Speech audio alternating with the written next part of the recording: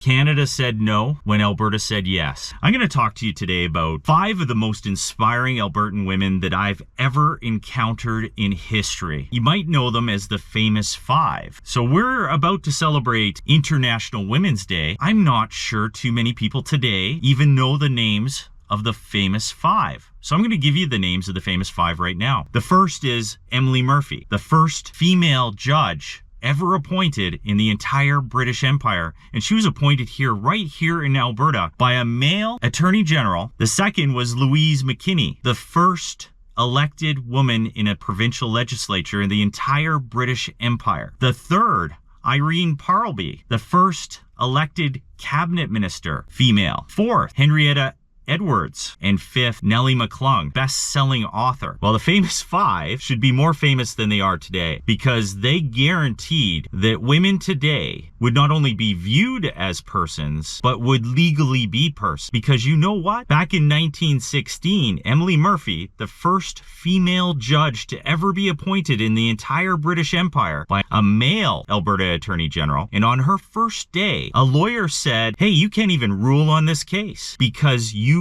aren't even a person according to the law. And for 13 long years, she fought to make sure women were guaranteed to be persons in Canada. You see, the Alberta politicians thought she was a person. Even the highest court in Alberta ruled that she was a person. However, the Supreme Court of Canada, on the other hand, ruled in 1928 that she was not a person and neither were any other women persons. So how are women today considered persons when they lost at the Supreme Court of Canada? I wrote a blog about that a few short years ago, and the answer is in that blog.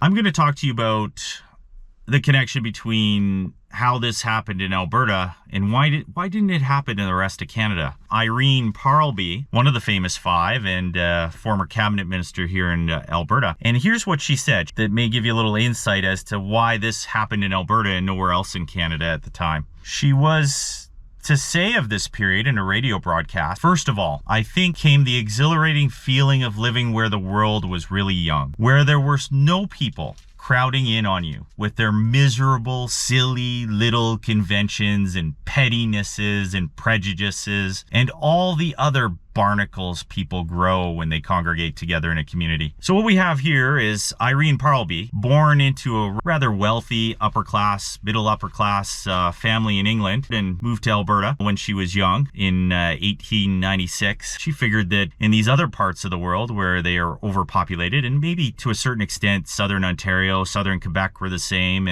but what you had here in Alberta was a wide open territory, one of the lowest populated provinces at the time. Things could get done here that might not be able to get done anywhere else because of silly little conventions people had and people didn't say anything about them. Take, for example, Quebec. You heard that in Manitoba in 1916 that women first got the vote. It would take another 20 years for Quebec to give the vote to women. But Alberta wasn't hamstrung with that.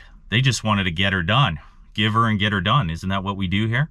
One of the other famous 5 was known to say, the purpose of a woman's life is just the same as the purpose of a man's life, that she may make the best possible contribution to the generation in which she is living. That's what the famous 5 have done for the women after them. And for any woman that's listening right now and watching right now, these famous 5 made sure that you were going to be viewed as a person. Every Albertan woman is vital to the future of Alberta. And that's what really these famous 5 were really saying. I think we've all witnessed in the last 3 years where we see reality, we know what's true, but we're being asked to ignore it. And that's what was happening back then. The Prime Minister or prime ministers at the time between 1916 and 1929 were telling these women, look, we're going to ignore reality. We're going to ignore that you're a person because it says here in this document, this British North America Act, this BNA Act, that you're not a person. We're interpreting it that way. But everybody knows that you're a person, but they're asking you to deny the obvious, to deny reality. And haven't we all experienced that recently?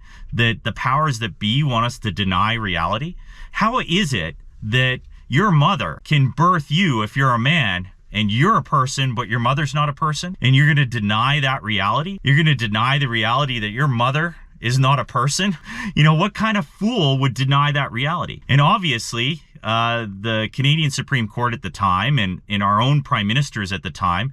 And this prime minister was one of the longest serving prime minister in all of Canada. And he was unwilling to make that call, to make that decision because of their own legal interpretation of some screwed up, archaic way of saying something in the British North America Act, when everybody knows that a woman has to be a person. That's what was happening in the rest of Canada. But in Alberta, we had to get things done. We're on the frontier, for heaven's sakes. People are gonna freeze to death if we're all about convention here. This is Northwest Canada, and we need to be practical. We need to stare reality in the face and go, this is reality. If your mother birthed you, she is obviously a person. And that's what they're really saying. And that's how young women today and all women today are benefiting from the famous five. You are considered persons. You have your own money. You have your own careers. You are equals to men. But back then, they were not considered in custom nor in law equals to the men that were their husbands or their fathers or their brothers or any other men around, whether it was a male lawyer that was telling you that you weren't a person in your own courtroom. That's simply ridiculous. It's ignoring reality. And speaking of mothers, I'd like to give a shout out to my own mother. Her name is Judith. And of course, she is a person and never was not a person. Also give a shout out to my wife, Corrine. She's definitely a person.